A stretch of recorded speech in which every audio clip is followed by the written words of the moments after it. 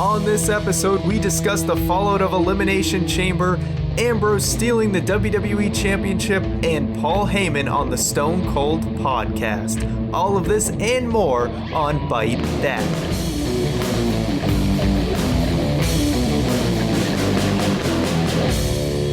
Welcome everybody to episode 93 of Byte That, a weekly podcast where we discuss, argue, love, hate, whatever, the latest about the WWE and maybe the rest of professional wrestling. My name is Ryan McNulty. I hail from Boston, Massachusetts, taking over as host this week as Juan could not make it. But with me, of course, my faithful... Unfortunately, I made it. Yes. The faithful Canadian counterpart to Byte That, Mr. Keith Poshik. Hello, Ryan. How are you today? I'm doing good, and you know why I'm doing good? Because we hit 2,000 subscribers on YouTube, so we just want to thank everyone who, has helped this channel grow. It really does mean a lot to us. Thank every single one of you. If you enjoy the podcast and you haven't checked out our other content, do yourself a favor, go over to youtube.com/ByteThatCast and just make sure to hit that subscribe button. So plenty to talk about today. Yeah, no kidding. We're coming off of pay-per-view overload. We're in the midst of it. We're right in the middle of pay-per-view overload, which is, if my math is correct, which it isn't always, so forgive me if it is off, but it's not the Byte That math cast. 3 pay-per-views in 4 weeks. 3 pay-per-views in 4 weeks.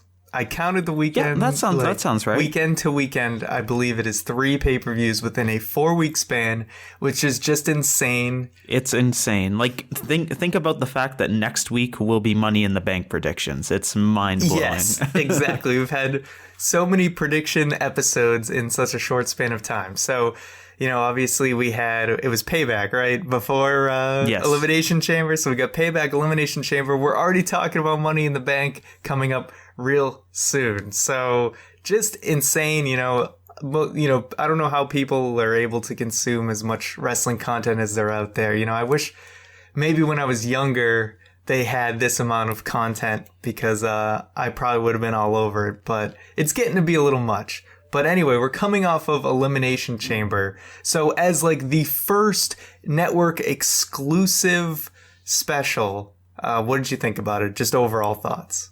From something that started out as a house show, it turned out to be something absolutely incredible. Like you could tell that it was a network pay-per-view in a way where they took chances with it, if that makes sense. It didn't feel like your normal pay-per-view.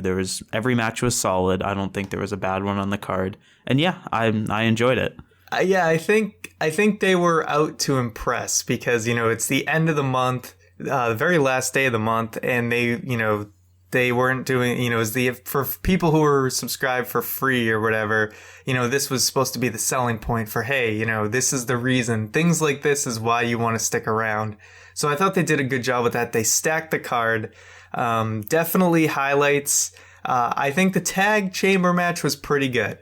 It was good, except for a couple things that really missed. Like there's a couple spots that seemed like they were really good on paper, but when it came to execution, it didn't really fly too much. A lot of those, it was very impressive to see Kalisto and even El Torito climbing to the very top of that chamber. It reminded me, what was that match in TNA? It reminded me a lot of that. Oh yeah, that Asylum one or whatever, where Homicide was stuck up there for 10 minutes. It doesn't seem easy to be able to climb to the top of that chamber the way that is. But it's like a spot like that, it's so hard to pull off, and you want to make sure it's done 100% safe. So it's very easy for that to come off clunky. So I think there were a few clunky spots. But overall, I thought that chamber match was pretty good. The other chamber match, I think, was kind of a total mess. Given the participants, I think I expected a little more. Mark Henry probably wasn't even supposed to come into the match when he did, and I think that just threw everything off. And is maybe a detriment to how today's wrestling is done, where a lot of it is pre-planned. Just do it on the fly. Yeah, exactly. Yeah. A lot of it is pre-planned for especially, we've heard like Royal Rumble has to be so set up because there's so many participants. You imagine something like Elimination Chamber would be the same way because you have so many moving parts, so many people involved. So when Mark Henry has to impromptu, how do you say that? Impromptu? Whatever. He has to come in before he's actually supposed to. So everything that was planned has to kind of go out the window. And I think that just led to a lot of clunkiness. And then, all right, go ahead, Keith. I was going to say that it showed specifically in that like time period where they just stood there in the ring. Like there was 4 people and they just took a corner and they just checked out out Sheamus. It just came off as very clunky, and then it didn't help. Like the whole thing was Sheamus being locked in the thing, whether that was planned or not, because of what happened with the Mark Henry situation. It seemed very off. Exactly, it seemed very off, and everyone was just kind of standing around while Sheamus was trying to get out of the chamber. So, but it did turn out that was planned. Yes, or at least they with the whole like cross thing, or at least they made it come off that way. We don't even really know, but all we know is it ended up looking like a total mess. So I expected a lot more from that match, and it didn't really live up to expectations. Now, on the opposite side of that coin, I would say that there's a match that blew expectations out of the water. Absolutely. Kevin Owens versus John Cena. Oh my God, like already match of the year candidate for sure. That was just an insanely impressive match. Both guys pulling out all the stops. I've not seen a lot of Kevin Steen matches or whatever on the indies. So there was a lot of moves that I didn't know he could do that really impressed me. So from that, like when he did that moonsault, how did you feel? Because that blew my mind. Like as well. I maybe had heard of him doing it, but I had probably totally forgot about it. So seeing that just completely shocked me. An insane like fisherman superplex type of move. That was just unbelievable. Just a fantastic match, and one of those matches where everyone was going in expecting Cena to win. I think maybe Juan might have predicted that Kevin Owens was going to win. So I believe you're correct in that. I'll give him credit where it's due, and just an absolute shocker. And that just made that match. Even if Owens had lost that would have been completely fine. But just the fact that Owens won, everyone was just freaking out. Everyone was in complete shock. Kevin Owens winning is another notch in this case that I'm building that I'm calling the streak theory, of where something seems so obvious that's going to happen in wrestling that the exact opposite happens. Started by the streak. It could prove to be true. I mean, this was definitely one of those situations, and Cena, when he loses, it really does mean something. And I think someone went over some of the only other participants in like the last 3 years or something like that where he's lost completely clean has been like The Rock, Daniel Bryan, and Brock Lesnar. So you got Kevin Owens on that list. Just let that sink in for a moment. Kevin Owens, it makes sense now that we have the knowledge that I guess he's being officially called up to the main roster. So it's not like he's just gonna, slum it at NXT after you just beat the biggest superstar in wrestling right now. So, it's cool. And apparently in an unfortunate situation is I guess Sami Zayn was supposed to be that guy and Kevin Owens took his spot. So maybe he was never supposed to win that match until, this series went down. That's a distinct possibility, but you could also say that Sami was going to overcome the odds over Cena and then end up winning that match as well. It's impossible to tell. We wouldn't know one way or another. Well, that'd be interesting if they called an audible mid-match for that situation, but who knows? We may not know until... Is it unfortunate, though, that Sami got... I mean, yes, it's unfortunate that he got injured, but as far as career-wise goes, Zayn and Owens, they've established their feud on the even on WWE programming. So when Zayn comes back and he presumably goes to the main roster, that's going to elevate him all that more. Like he's already going to be in that top spot just by proxy. Yeah, especially because Owens established that he's the real person who put Zayn out. So they have a direct reason to kind of bring Sami Zayn into it. But we're getting into a whole nother thing. We're still trying to keep the focus back to Elimination Chamber. Poor Bo Dallas and Neville. You guys never had a chance. They were it's just like in the Divas worst spot. after the Undertaker lost. Yeah. They just were dead in the water. I mean, the Divas match, I wasn't really feeling too much anyway. I feel like they probably should have put that match in this spot because everyone was still just trying to come down from give Divas a chance. Yeah, everyone was still just trying to come down from the Owens and Cena match that Neville. I mean, it was a solid match, but it was just like, what do you do after like I was saying while we were watching it, Kevin Owens just did half of Neville's moveset. How does he follow that? No kidding. But they gave it their all, and it was still a pretty decent match. And then we get to our main event, the last thing I want to talk about on Elimination Chamber, Ambrose versus Rollins. They gave this match a lot of time. I thought it was a great main event, and it had a dusty finish, which sometimes, dusty finishes are definitely almost more missed than hit most of the time. But how'd you feel about this one? I thought they pulled it off well. The thing that I liked most about it is they just let it sit in for a few minutes. It's one of those things where not everything needs to be right now. They let you think that maybe Ambrose did just win the world title. Like, what's happening here? And then, it's exactly what it was supposed to be, because you knew Ambrose wasn't going to win, but you also didn't want him to look weak. This is the way they kind of had their cake and eat it too in this respect, and it moves things forward. Absolutely. I mean, you think about every second after that false finish of Ambrose winning, every second longer they waited before they took it back, you were believing, maybe this you is were right. buying in even more, because this was pretty much the only way to get you to buy in to think that Ambrose could win, is to actually have him kind of win and then take it back. And I thought that was a great way to do it. And the fact that he stole the title, I mean, this makes a lot more sense, and it's kind of more fun than what they were doing in the hot potato with the Intercontinental title for WrestleMania. This, it's like, Ambrose kind of won that match. So it the does fact worry that me, though, that every single Dean Ambrose title feud going forward is going to end up with him stealing the belt. I hope now not. they're 2-0. Yeah, this year it's happening. So far.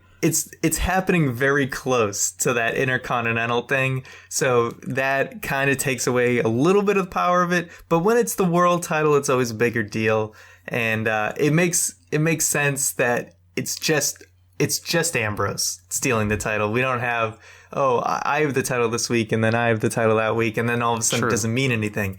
Ambrose believes he won the match. He's holding on to the title. We're not diluting it with anything else. A fair point. It's pure 100% Ambrose. Exactly. The only thing that dilutes it is that the fact that they did something very similar in a short period of time. But nevertheless, I still think it was a cool way to end it. In that crowd, I mean, hey, that crowd who thought they were going to a house show got a hell of a night. So this was definitely a great start to their network special events. And, who knows? We could be seeing more, because they can just do it whenever they want, really. Exactly. Now, we started the show saying, like, oh my God, there's so many of them. But do you want to see more of these? Like, personally, this is a trend I want to see happen. I want to see things move more towards on the network, so they can kind of take more quote unquote creative liberty with the decisions that they make at these shows. I enjoyed it, and I want to see more of it, even though it's creating more content for us to consume. See, I do like it, but at the same time, I think that things like King of the Ring, I think are a good idea, where it was kind of like a 2-hour, 1-hour thing that they could do. Or, if they're going to do a 3-hour event, maybe they drop it in the middle of 2 pay-per-view builds that have a bigger span of time. My only complaint is that I just feel like I said, 3 pay-per-views in 4 weeks. That's a lot of Sundays committed to wrestling. And if they can just stretch it out a little bit more. Maybe the problem's us, Ryan. Yes. Maybe like we can't consume this much. I mean, we still do it, and we love to talk about it. But sometimes, sometimes you want to do some things on a Sunday. You got to get some things done, and you don't feel like committing 3 hours. Nevertheless, we're going to watch it, because that is what we do, much like Mark Henry. Exactly. But like I said, if they can just spread it out a little bit more, they kind of cram things together. And I think maybe like a bi-monthly special or something like that. or yeah, that or on maybe a different day in a shorter period of time or something like that. But definitely something they should be experimenting with, because I think it's a really great idea. And that's another reason to kind of have appeal for the network, is major shows now are going to be exclusive to the network. So it might finally get some people who are still holding on to that old pay-per-view system. So let's move into Monday Night Raw. Last week we talked about how the Authority seems to open up Raw. And what do you know? Here you go again. Here's the King of Kings starting us off. Yeah, so I mean, the whole 20-minute intro thing, it is what it is. But the theme of the night was now shifting the focus right into Money in the Bank, because you pretty much have to with 2 weeks to build. Yeah. So we had Roman Reigns pretty much running a gauntlet to survive and to keep his spot in the Money in the Bank. Who did he face off with? We know it was Bray Wyatt in the main event. Mark Henry and Barrett. Who was the other one? Mark Henry. Mark Henry. Okay. So he went through all three participants to keep his spot. So who else do we have in the Money in the Bank? We have Randy Orton. We have Randy Orton, Dolph Ziggler, Kofi Kingston, Roman Reigns, and somebody else who I'm completely blanking on right now. Oh, boy. Uh-oh. One moment, please, while we fact-check this. Ryan, vamp for me. I'm checking. Okay. All right. So what I wanted to kind of bring up about these Money in the Bank participants is particularly... Did you say Dolph Ziggler, by the way? Yes. Okay. What I wanted to bring up about these participants is kind of one person who makes Neville, sense. That's who. Neville. Okay. Apparently, he's the man that Byte that forgot as well. One person who makes sense, but at the same time it doesn't make sense, is Kofi Kingston. Now, all right, we all know Kofi Kingston is, an amazing athlete. But why is he in this match? He's, Kofi Kingston is in something great right now. He's in the New Day. They're doing amazing right now. They're just killing it in the tag division. And this is where my complaint is, or my ultra smarky complaint is, it's like they're booking the match to be a good match, but not to make sense in the story. You know what I mean? Like, Kofi Kingston, story-wise, has no reason to really even be involved in the Money in the Bank match. But because they know Kofi can do amazing things and help elevate that match, they just throw him in there. Well, really, if you take, step back a moment, and so we're going to exclude Ambrose and Rollins from this point because they're in the main event of Money in the Bank, and usually people aren't in both the Money in the Bank match and the main event. Besides Roman Reigns and Randy Orton, name 4 other people that you could consider contenders for the WWE World Heavyweight Championship. Wait, who you said Randy Orton and who? And Roman Reigns. And Roman Reigns. The other 2 people in the match. Name 4 people that you could put in. That you could put in that match and consider them viable threats to winning Money in the Bank. It's not going to make a great match, but you can put Big Show and Mark Henry in there, Yeah. Sheamus, definitely. Let's see. I mean, Ryback's had shots at the title. You could, granted, he's going to be involved with the Intercontinental Championship. But he's the Intercontinental Championship. There'll probably be a match, I would say, probably between him and Sheamus on that card. I guess Kane, you could throw him in there. There are people, but like I said, they booked it. The point I was getting at is that there's not really, besides Roman Reigns, there's nobody that even comes close. Like, you were stretching a bit just to get those names. That's true. So the second I saw the participants in this match, it's just like, okay, there's people filling this match to make it look good, and then there's Roman Reigns to win it. Like, that seemed obvious from the second that they showed the thing at Elimination Chamber. Yes, so that's why Kofi Kingston's in the match, to have a cool spot, probably with Dolph Ziggler. Yeah, so I guess WWE was at a crossroads where they were like, do we want this match to make sense with the participants who are in it, or would we rather have it just be a good match? So you know what? When Keith kind of puts it like that, and you look at who else they could have put in, maybe you've changed my stance here, and I agree that it's better. A cold, dark reality. It's better to have a few people in there who don't really make sense than to have like a clunker of a match that just sucks. Yeah. But as far as early favorites, is there anyone not named Roman Reigns that has any chance of winning? Yes, and you remember how I brought up the streak theory earlier? This might be the next notch in the streak theory, but no, I think this is Roman. I've created this divine plan in my head that I think they're going on. There's a new divine plan. There's a new divine plan where he's going to win it. He's going to cash it in at the next pay-per-view, and that's going to lead up to Roman Brock at SummerSlam. That's where I see it going. Very interesting. I just feel like Roman Reigns, like, he doesn't need the money in the bank. You figure just he's due for title shots down the line anyway, that I always like the money in the bank. But if he just got that title shot, wouldn't we just be in the same place we were before WrestleMania, where like, oh, they're just giving Roman a shot out of nowhere? Like, yeah, he's gone far since WrestleMania, and he's done some pretty cool things, and we've actually had real character development with him. But I feel like if they just gave him a shot, it would all be for naught. That kind of rhyme. I mean, this makes it easier for WWE if they just give it to Roman, because we all know Roman Reigns is going to be champion. It's not a matter of if, it is a matter of when. But when you give it to a guy like Seth Rollins, who at the time we had no idea whether, he was going to really end up being champion or not. And WWE is also kind of gambling on a lot of these people. So I guess it makes sense to kind of, Roman Reigns is basically a safe bet. They don't have to worry about somebody else being involved. Like if Dolph Ziggler had it and then they have to decide if and when they even want Ziggler to be world heavyweight champion. But with Reigns, it's, they have it in their back pocket to use anytime they want, and they're okay with him being champion. Plus, think about Money in the Bank cash-ins as a whole. Usually there's the one that goes for a very long time, then there's the quick one. This year / last year, we had the very long one, so now we'll probably get a quick one. Yes, and it's pretty safe to say the babyface with the briefcase is not always as interesting because they usually just do a formal challenge. Yeah. So I don't expect Reigns, especially the guy they really want to get over, to be doing some sort of cheap victory unless they plan on turning him heel or something, but I don't think that's going to happen.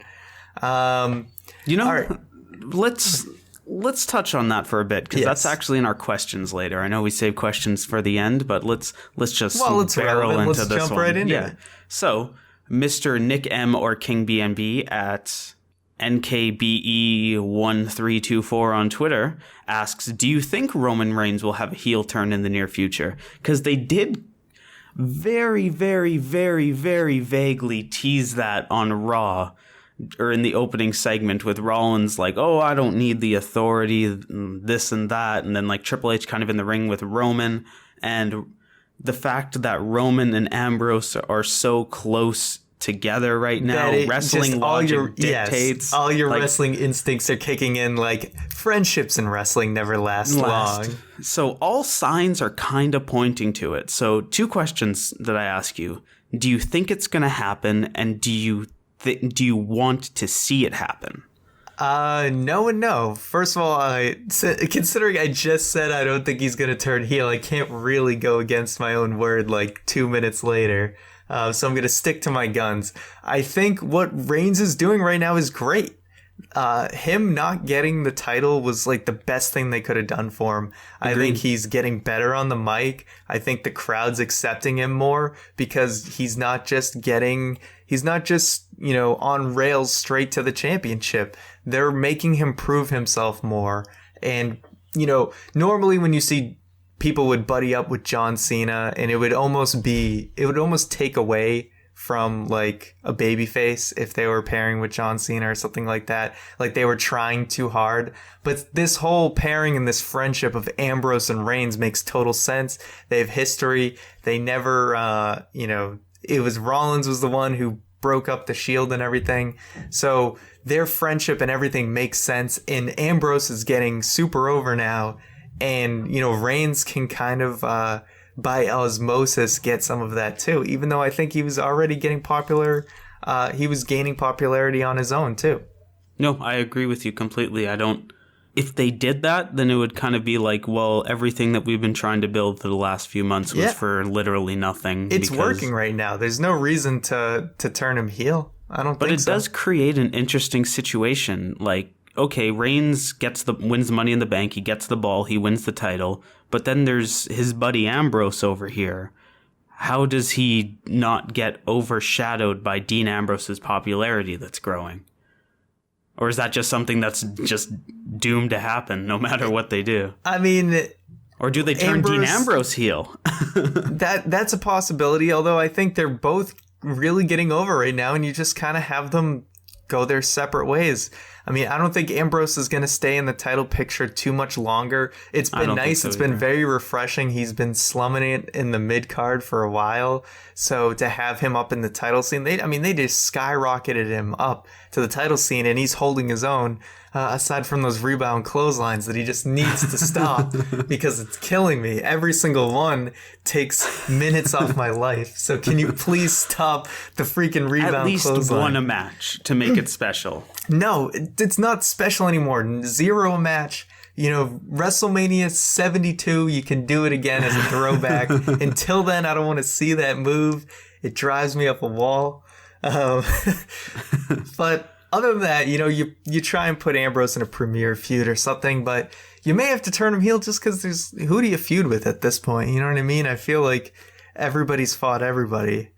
So that's a tough situation. If only they had a giant heel just about to enter the WWE and really take it by storm. Yeah, hey, Kevin Owens. That's a great feud right there. So plenty of options there. So let's move on. Well, one last thing about Ambrose and Rollins. We got them in a ladder match as the main event of Money in the Bank. So any thoughts on that besides who's going to win? Because we're not, we'll be doing predictions next week. Yeah, we'll be doing predictions. I just find it weird that they're doing a ladder match. Like, of all the pay-per-views to do a ladder match, take the one where it's based around a ladder match and then add another one. Like, maybe add a little bit of variety, do another stipulation. If they're going to do a ladder match, save it for another pay-per-view. Because now how do you do it? Like, if they follow the Money in the Bank, how are they going to top a ladder match with 6 people in it style thing? Like, it's very difficult to have both of them on the same card. At least it seems like it's almost like ladder match overkill. And it seems kind of weird to me. I completely agree.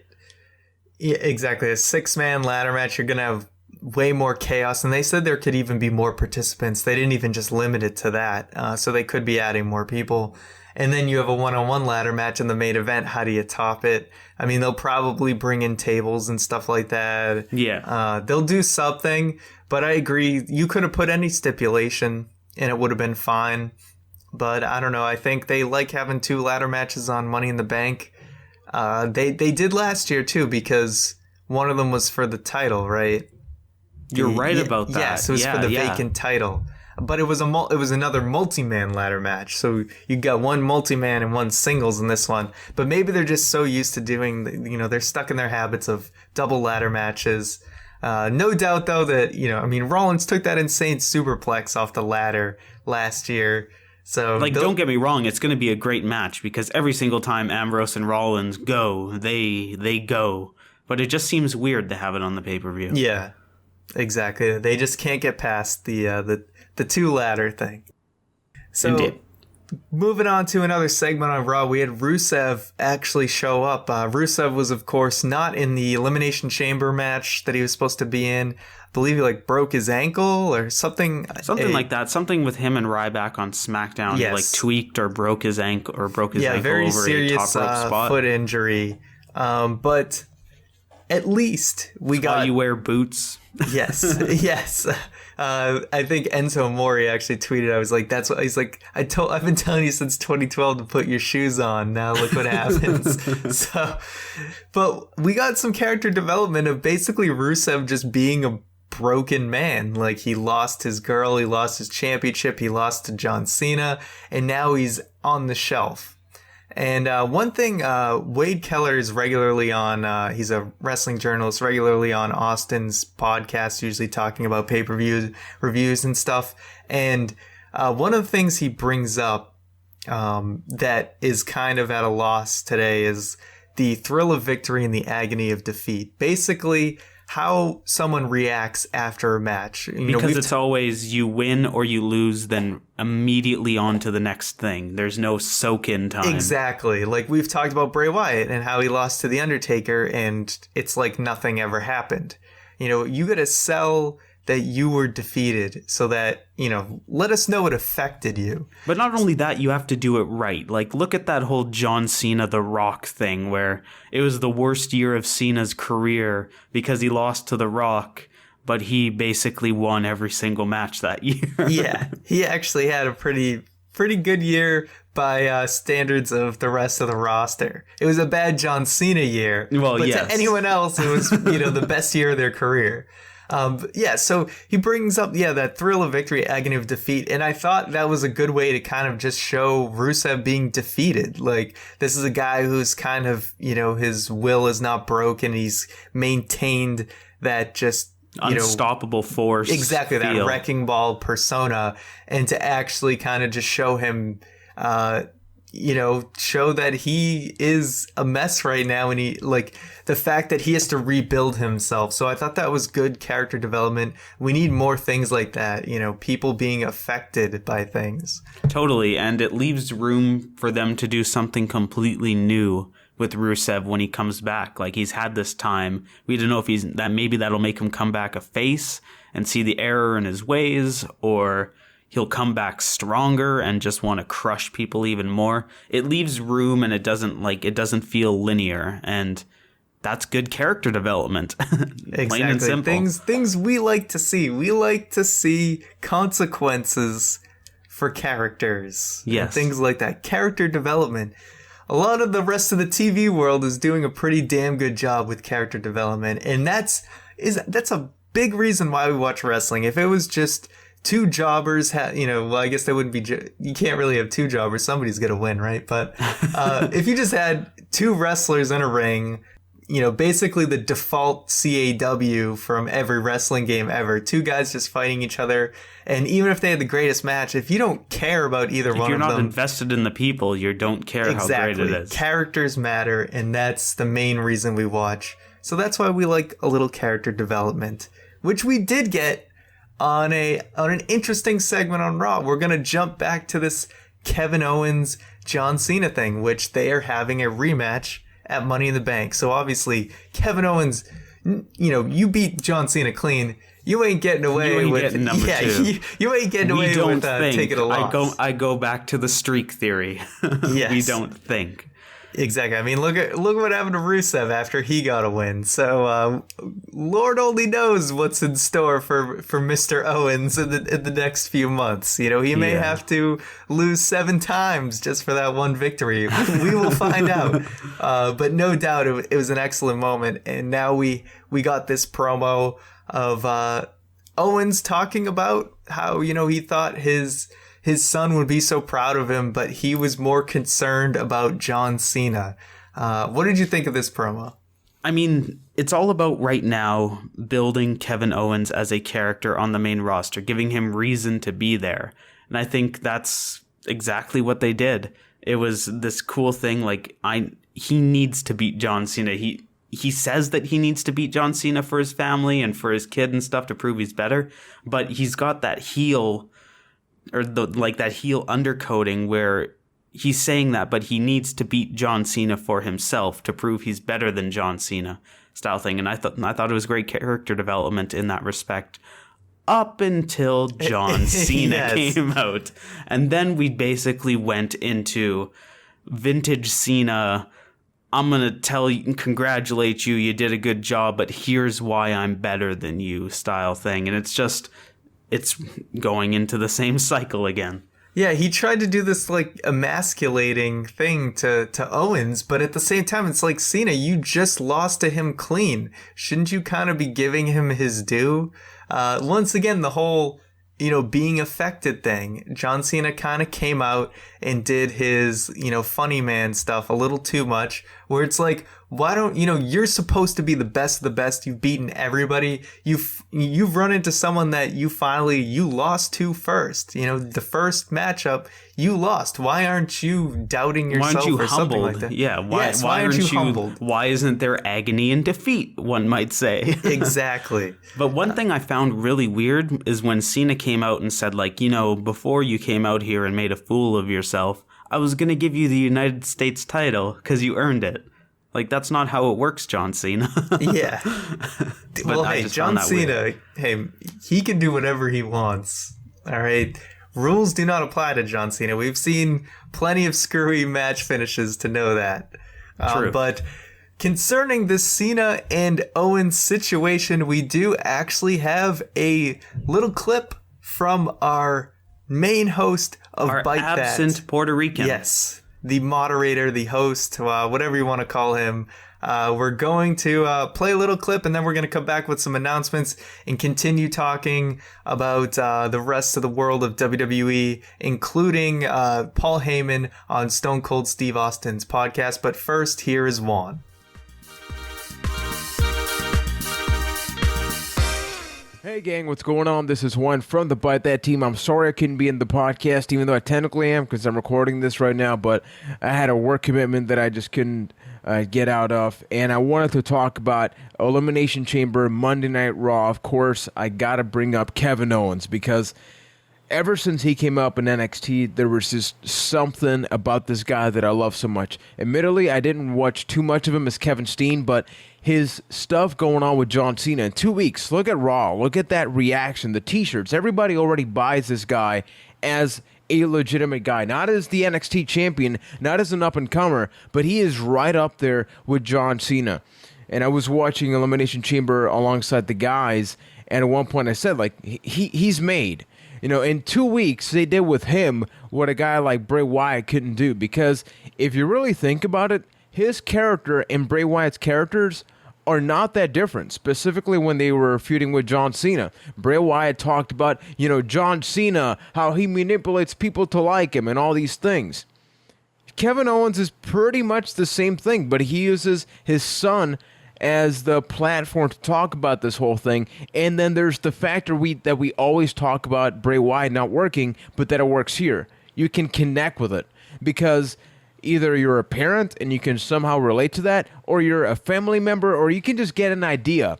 Oh, what if you're a dad? You just beat John Cena. You call your kid, and then he's like worried about John Cena and not the guy. And this is not even talking about the match itself, which was absolutely amazing. That moment right there at the end rivaled the streak coming to an end for me. Obviously, the streak is way more significant than the long-term thing based on everything that's been happening. But 1, 2, 3 clean. I was watching with Ryan and Keith, and I couldn't talk. I was like stuttering all over the place more than I usually am. And I live for stuff like that in wrestling, and that's why I had to bring this up here. I definitely want to talk about this more either in another podcast episode. I mean, I definitely think that Kevin Owens is not an NXT guy working the Raw roster now. I think he is the NXT champion, and then he is in the main roster. The guy has like 3 shirts already on sale. I mean, this is what wrestling should be about. We got Samoa Joe wrestling a dark match before Raw. We have Kevin Owens in the main roster. John Cena having great matches and a very nice rivalry. NXT looking awesome. Raw has its good things. Roman Reigns is even, kind of all right, with this whole Money in the Bank situation. So that's going to do it for me for now. We will go back to your regularly scheduled program. I apologize for not being here, even though I kind of am. And now I leave you with Mr. Keith Poshik and Ryan McNulty. All right, thank you, Juan, for that awesome clip. So a couple announcements. Of course, our YouTube channel, youtube.com/ByteThatCast. Remember to hit that subscribe button. 2,000 subscribers, so thank you guys. You can go over right now and check out the latest episode of Fight Night, an Inferno match. A piece of banana bread fights a guy named Dandy. It's crazy. You don't want to miss that at all. So we got another SRT coming up this Thursday. Keith, what is it about? Well, we decided to sit down and talk about invasion angles, which ones have worked, which ones haven't, and them like invasion angles as a whole and our thoughts on them. So take the old gander on Thursday and see what you think of that. Exactly. Thank you. And you can also check out our Instagram. You can search Byte That to find it. And of course, questions for the show you can send to @ByteThatCast on Twitter. You can send us an email, bytethatcast@gmail.com. And we do have a Twitch stream, twitch.tv/ByteThat, if you want to give it a follow. That way, anytime we happen to be streaming game, which we're going to try and do more regularly. Yeah, let's call a spade here for a second. We've been a little slow out of the gate, but I promise you people, big things are coming. We're working on that behind the scenes, and we will be full force soon. Trademark. Soon. Exactly. Trademark soon. But if you give it a follow, that way you'll get a notification anytime we actually are streaming. So that is a good thing to have. So before we jump into the whole Paul Heyman on the Stone Cold podcast that aired right after Raw on the WWE Network. For $9.99. Some interesting developments. We've been talking about TNA more recently just because of the issues with them not being renewed on Destination America in September and things like that. But some very interesting developments that even affected WWE came to pass, and that was that Ring of Honor is now going to be leading in to TNA Wrestling on Destination America. I think it's a 1-hour show. It's already one that they're airing on like the Sinclair network, which I'm not even sure the availability of that. I'm just gonna say right out, I've only seen very few Ring of Honor matches, and they were all from at least like 10 years ago. But still, another wrestling program on cable TV is a pretty big deal. Yeah, I mean, one would only hope that TNA steps its game up so it doesn't get overshadowed exactly. by What does this say? It's leading into TNA, which they were planning to cancel. So are things changing? Are they keeping TNA around, or are they grooming ROH to go in TNA's spot? Maybe they're cheaper to have. We don't know. We're going to have to see. But one thing that happened as a result of this in WWE, of course, we talked about Samoa Joe in NXT last week. And we talked about his deal being similar to Rhino's, where he can kind of do indies and then show up and do some stuff for NXT and WWE or whatever. Now it appears, according to news sites, that Joe now has a full-on deal with WWE. And a lot of people speculate because they saw that Ring of Honor, which Joe works for from time to time, was going to be on cable TV. I think WWE kind of rushed. They opened up their wallet and decided to, keep Joe exclusive. I mean, that makes total sense. Why would you have a WWE guy on somebody else's TV show, right? Last time they did that, it was like Lex Luger on Monday Nitro. So I just thought... We all know how that turned out. Yeah, it was really cool and interesting to note that Ring of Honor moving to cable TV effectively shook up the other two companies. Like, both TNA and WWE have since reacted because of that. So I thought it was really interesting because, we haven't seen things like that actually affect WWE in quite a while. Moving on. So Paul Heyman on the Stone Cold podcast right after Raw last night on the WWE Network. Keith, I kind of want to know, first, what were your expectations going in? And then 2, how did you feel after watching it? Honestly, my expectations for this were very low because, like we said a couple weeks ago, this is an interview we've heard multiple times on the Steve Austin podcast. That being said, it was awesome. It was very awesome.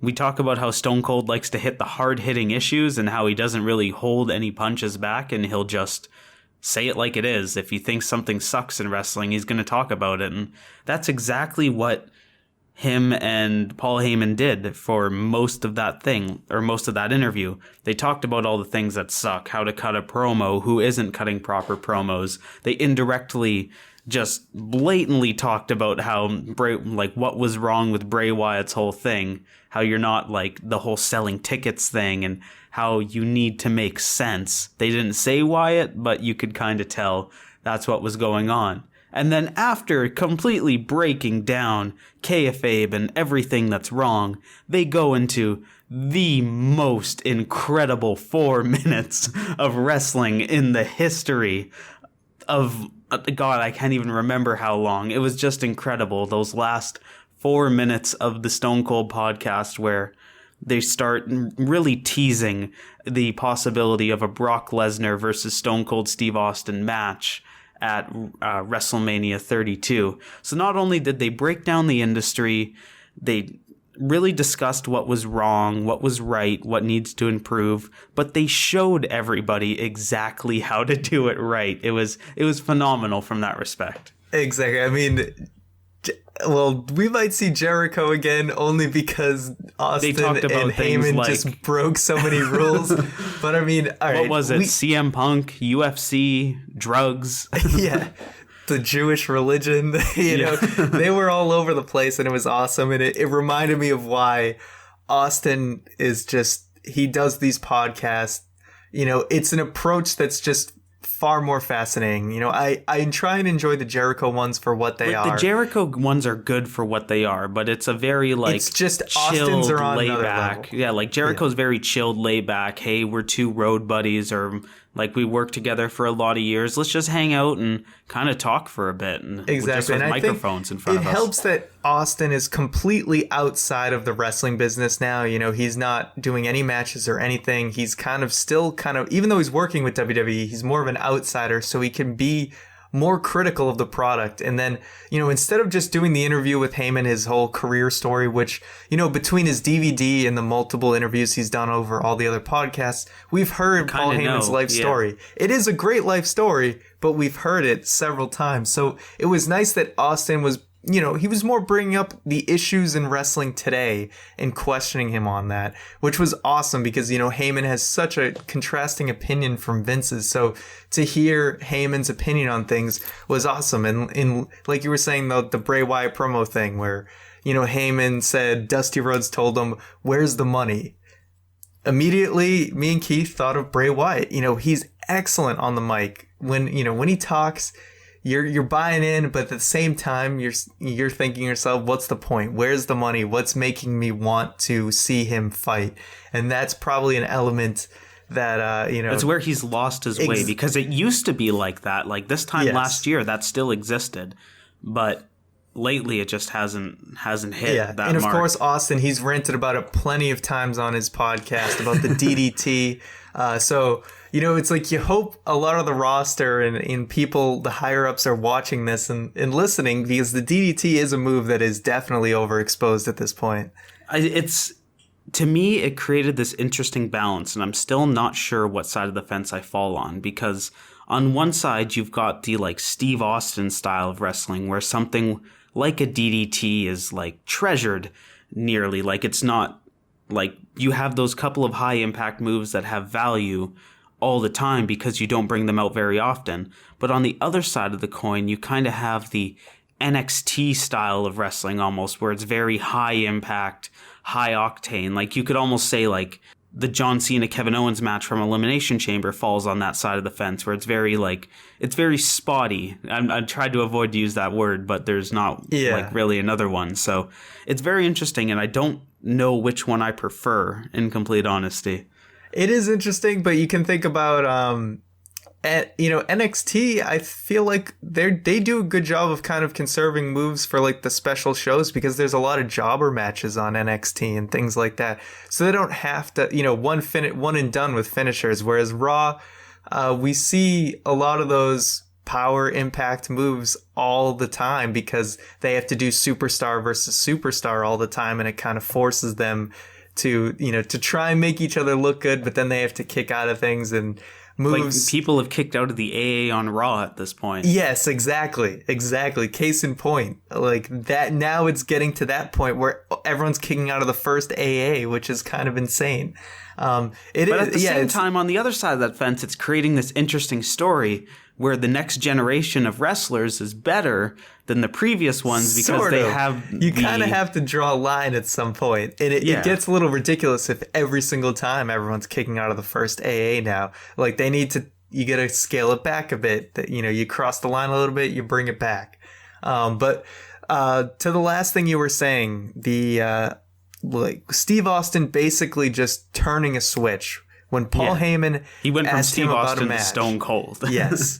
Austin immediately had me bought in. I mean, we've heard for the longest time, is Austin ever going to come back? Probably not. He's got the neck injuries. He said he could train if he wanted to, but we don't really know physically if he could ever even do a match. But why the guy became what he became, because he just flipped that switch, missed a beat. And he had everyone sold on that match. He had everyone hyped up about that match. Like, me personally, I've been on the fence about maybe going to WrestleMania 32 this year, or next year, I should say. But in those 4 minutes, they sold me a ticket. Exactly. Just for the possibility of maybe that match might happen. Exactly. And it's like, yeah, you never question why Austin, is as good as he is, because he can sell a match in a heartbeat. And, he didn't break it. Once he got into that zone, he stayed there, and it was awesome. And yeah, so if you haven't checked it out yet, do yourself a favor. Go over to the WWE Network. Check out Paul Heyman on the Stone Cold podcast. It was amazing. All right. One last thing before we get to our remaining questions. It has been officially 1 year since the Shield has broken up. And so we just kind of want to reflect. Yeah, let's reflect. I mean, we look a year later, and every single guy in the Shield is killing it right now. Everyone is relevant and in the main event spotlight right now. So, any other thoughts on that? I mean, I find it interesting because they did have their low points. We won't skirt around that, but everything that we kind of said about the Shield, about how they'll just be great. Like, there will be different degrees of great, but everything's going to end up okay with the Shield at the end of the day. Straight up happened. Like, the fact that, like, when you tier the Shield, you would tier Dean Ambrose as number 3 at the moment.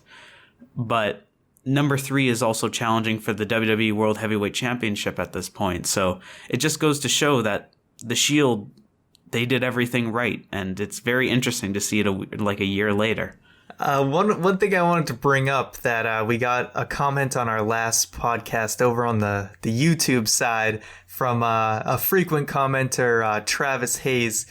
And he brought up, although, he wasn't too happy that WWE, he felt, was forcing sort of Rollins as the next Triple H, Reigns being the next Rock, and Ambrose being the next Stone Cold Steve Austin. And, from kind of in separate ways, I've kind of looked at each one. Obviously when Rollins took the pedigree, I was like, he's like that's Triple the most H's literal guy. Example. Yeah, and of course Reigns being associated with The Rock, and then we've all referenced Ambrose doing things like Austin. But when I read Travis's comment, I put all the pieces together, and it blew my mind, because I was like, whoa. Like, these are the 3 guys they're building the company around now. It's pretty clear now. These are the 3 guys they see as the future of the company. And holy crap, that you can make a parallel of every single one of them to the 3 basically top guys in the Attitude Era. While that could be a negative thing, you're also comparing, there's parallels that can be made to the 3 biggest stars in that piece of history. So it's not exactly a bad thing. It's not a bad thing. And I see what Travis was probably saying, he's frustrated that he feels like they're forcing it. And with Ambrose and Reigns, I think that's definitely true from time to time. Really? The whole Royal Rumble thing with The Rock, that was a little forced. Ambrose coming out like a cop, that, a little forced. A little forced, but I think with Reigns is the one that I don't really agree with, because, okay, yeah, Royal Rumble came out with The Rock. That's not and then really the heritage, and that's kind of where it ends, because Reigns is not on the level of The Rock with mic skills and things like that. And the movesets are very different. Roman Reigns is Roman Reigns at this point. He's got his thing. The only really comparison with The Rock is the fact that they're the same family and they were in the ring at the Royal Rumble together. That's kind of where the buck stops on that one. Still, I think it's interesting. You can still draw parallels to each of them. So just something to think about, but still cool. A year later, every single guy in the Shield is relevant. And like I said, they're building the company around these 3 guys. And I think they're the 3 right guys to build the company around. They're all pretty young and all great. So, and if you go back and watch the video of when it happened, it still doesn't hurt any less. Exactly. It still hurts the soul, but you can at least rest easy knowing the Shield were possibly the best booked faction of all time. They never had a down point, and they ended on top. So you can't really ask for anything better than that. Agreed. And everyone will go crazy for the reunion when it inevitably happens because that is money. But what else is money is some questions. So Keith, exactly. Why don't you read our remaining questions? All right. Well, let's start over on the Twitter side of things. If you want to send us a question via Twitter, you can send it over to twitter.com/ByteThatCast. This question comes in from Ollie Batista at French Toast number 6000. And he just Fresh toast. Fresh toast. Like fresh. Like so fresh, so clean. I'm going to fact check this now because now I'm doubting myself. But I did copy and paste it. It is fresh toast. It is fresh toast. Is that not what I said? I thought you said French. I'm pretty sure I said I don't know. Whatever I said was probably wrong. Maybe it was right. French toast is good too, but fresh. You don't want it stale. All right. Well, Mr. Batista simply wants to know, when was the last time on a Raw did the show end with a good one-on-one clean finish? I can't remember. I honestly really think it was the time that the Big Show beat Roman Reigns. That's very possible. I honestly can't. Part of me wants to say that wasn't a clean finish either, but ooh, yeah. I mean, that's kind of that's the state of Raw we're looking at. We end. We starts with the Authority and it ends with the Authority. And it's always like a dirty clean, or not a dirty clean, a dirty unclean finish. It's the beginning of Raw and the end of Raw feel very, very formulaic, and I think that's kind of where the problem is starting to ensue. Absolutely. So even though we can't recall, I think that's more or less just a reflection of our feelings towards how they book the main events, and that they need to every once in a while give us a match that we know isn't going to end in some, crazy calamity of things happening. All right, and our final question comes over from the email side of things. And if you'd like to email us a question, you can do that by sending an old email to bytethatcast@gmail.com. bytethatcast@gmail.com. And our email comes from Mr. Xavier Dinwiddie. Dinwiddie? Sounds right to me. All right, we're going with it. And he asks, Paul Heyman mentioned on the Stone Cold podcast that Brock was coming back soon. There are many ways he could fall into current storylines. What are your predictions or fantasy scenarios for how he could come back? And looking further down the road, where does Lesnar go from here? Now, I mentioned it earlier in the show, but I think Reigns is going to win Money in the Bank. He is going to cash it in, and then it is going to lead to Roman Reigns versus Brock Lesnar at SummerSlam, where Roman Reigns finally beats Brock Lesnar. What was supposed to happen at WrestleMania just ends up happening at SummerSlam. Now, where does he go from here? I can hope and I can pray that the Steve Austin podcast from last night was an indicator of where it goes from here, and that it leads to a WrestleMania 32 feud/match between Stone Cold Steve Austin and Brock Lesnar. Where I think it's going to go is, assuming Roman Reigns wins the Money in the Bank, I think Brock's actually going to come back looking for blood, and that is the blood of Seth Rollins. And it's originally going to be a singles match, but then I think with the Money in the Bank, Roman Reigns is going to kind of turn the tides and insert himself into the match just like Rollins did, to create it as a triple threat at SummerSlam. So we have all three guys involved in the finale of WrestleMania in a legitimate match. Here's the thing that I disagree with that. Kayfabe-wise, Stephanie McMahon has to reinstate Brock Lesnar. Yes, they'll find a way to do that. Whatever the way that they do it, that's the way that it is. But let's just go with the fact that they'll find a way to get him into the match. Fair enough. So, exactly, we have that triple threat. All three guys involved in that Mania finish show up, and we have that match as an actual official match. It's not, Reigns will do it beforehand to set up the triple threat. He's not going to pull a Rollins at the last minute. That way, I think it works out perfectly, because you're probably not going to put the title back on Brock Lesnar. So somebody else takes the fall. Roman Reigns probably wins the match, and Seth Rollins probably takes the pinfall. And that way you protect Brock Lesnar, and you can set him up for a feature match at WrestleMania, whether it's against someone like Sting or Triple H again, or, Stone Cold. We wish probably The Rock, though. There's been a lot of talk about that. But, he's not going to be holding the title, I don't think. Man, I just want to see Brock and Stone Cold so bad. Yes, I do too. I guess I'll take The Rock, but I would honestly prefer a match we've never seen, with Brock. But, especially when he teased the Texas Death Match. Like, that's cool. We haven't seen a Texas Death Match in forever. Oh, exactly. If ever in the so many WWE. Possibilities.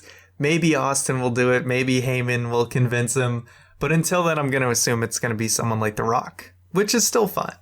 All right, well, thank you, everyone, for your questions. As Keith said, you can submit email questions to bytethatcast@gmail.com, and you can submit Twitter questions at bytethatcast or twitter.com/bytethatcast. And that is going to do it for the show.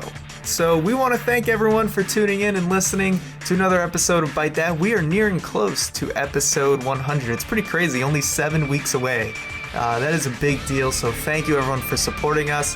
As usual, for plugs, go to our youtube.com, go to our YouTube page, youtube.com/bytethatcast. Hit that subscribe button. SRT coming up this week, where we talk about invasion angles. It's kind of like a round table discussion where we just kind of debate things in wrestling, just fun topics. So that's always a good time. You can check out our Fantasy Wrestling League Fight Night, where right now we have an Inferno matchup, a banana bread fighting some crazy guy. It's insane. It's a lot of fun. Me and Juan commentate it. It's hilarious. Do yourself a favor, check it out.